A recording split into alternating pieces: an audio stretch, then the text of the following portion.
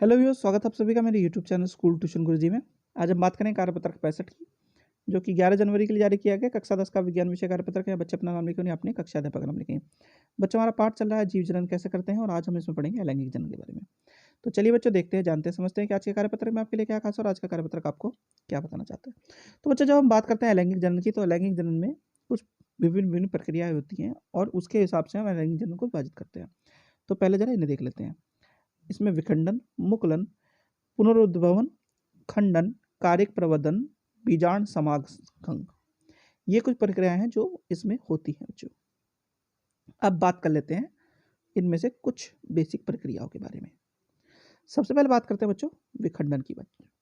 तो विखंडन में क्या होता है, दो या कई सतती कोशिकाओं में एक मूल कोशिका के टूटने की प्रक्रिया को द्विखंडन या बहुखंडन कहा जाता है। तो सबसे पहले बात कर लेते हैं द्विखंडन की। तो एक मूल कोशिका का दो सतती कोशिकाओं में विभाजन। उदाहरण के लिए अमीबा में नाभिक का विभाजन, यानी कि अमीबा में क्या हो रहा है कि जो केंद्रक है उसका विभाजन हो रहा है, और लेशमानिया में नाभिक का विभाजन करके कोशिकांग में निश्चित तल के साथ विभाजन होना, यानी कि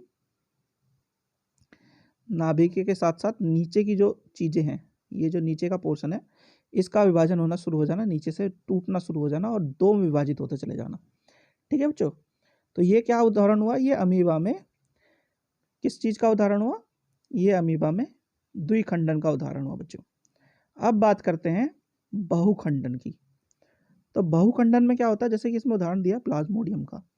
यहाँ पे क्या हो रहा है कि एक साथ कई सतती कोशिकाओं में एक मूल कोशिका का विभाजन होता है। उदाहरण के लिए मलेरिया परजीवी प्लाज्मोडियम में प्रतिकूल परिस्थितियां मूल कोशिका के चारों ओर एक पुट्टी का निर्माण करती हैं। पुट्टी यानी कि एक पूरा पूरा इस तरह का एक स्ट्रक्चर, गोल सा स्ट्रक्चर बना लेती है, जिसमें नाभिक विभाजित होता रहता है। और जब अनुकूल परिस्थितियां वापस आती हैं तो पुट्टी सभी सतती कोशिकाओं को छोड़ने के लिए खुल जाती है, यानी कि वो खुल करके एक धागे के रूप में जो बांधे रखती है जब तक जरूरत हो, और जब पूरी चीजें हो जाती हैं तो वो खुल करके सारी सतती कोशिकाओं को अलग छोड़ देता है। ठीक है बच्चों, अब बात करते हैं मुकुलन की। मुकुलन किसमें होता है, मुकुलन होता है हाइड्रा में बच्चों। अब मुकुलन क्या होता है कि जनक कोशिका में शरीर का एक मुकुल का गठन होना। ठीक है, यानी कि एक उभार सा, जैसे कि आपने कई जगह देखा होगा, उभार सा गठन होता है। और अंततः ये क्या होता है, धीरे धीरे मूल जीव से जुड़ी हुई रहती है, लेकिन अलग होते चल जाती है। और एक उदाहरण के लिए दिखाया गया, जैसे कि ये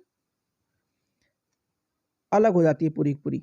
ठीक है, तो इसमें क्या कहते हैं, इसे मुकुलन कहते हैं बच्चों। अच्छा, एक चीज और समझिए, ईस्ट में क्या होता है। ईस्ट में जब ये कोशिकाएं इस तरह विभाजन करना शुरू करती हैं, तो ये क्या करती हैं, ये एक दूसरे के साथ जुड़ती चली जाती हैं सारी की सारी, यानी अलग अलग डिवाइड तो होंगी लेकिन जुड़ती चली जाएंगी और एक कॉलोनी का निर्माण कर लेंगी पूरी पूरी, यानी बहुत सारी कोशिकाएं एक जगह इकट्ठा हो जाएंगी।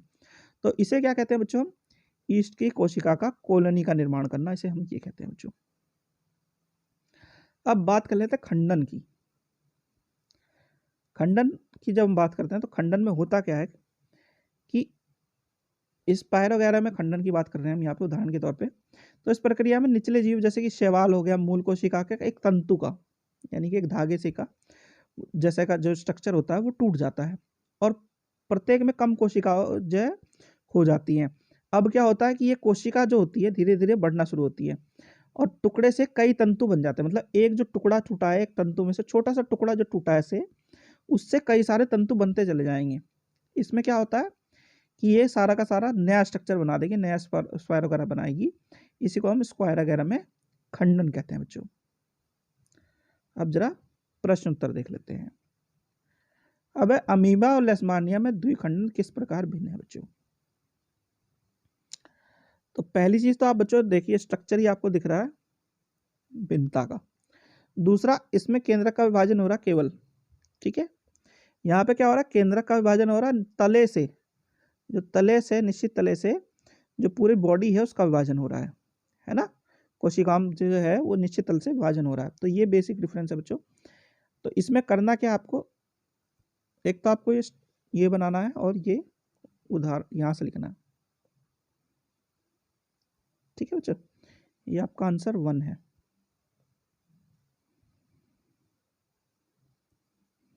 प्रश्न नंबर 2 है, क्या स्पायरोग्रा का एक तंतु कोशिका से पूरा तंतु बना सकता है। तो हाँ,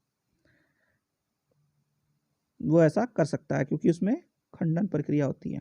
ठीक है बच्चों, यह आंसर 2 है आपका। फिर है प्रश्न नंबर 3, ईस्ट का एक कॉलोनी क्या है? ईस्ट की एक कॉलोनी है, ईस्ट का एक कॉलोनी क्या है? तो बच्चे होता क्या है, ईस्ट में होता है मुकुलन। क्या होता है उसमें? मुकुलन होता है। मुकुलन में क्या होता है कि एक छोटी सी साइड से स्ट्रक्चर से निकलती है और उससे नई चीज, नया जीव बनता चल जाता है।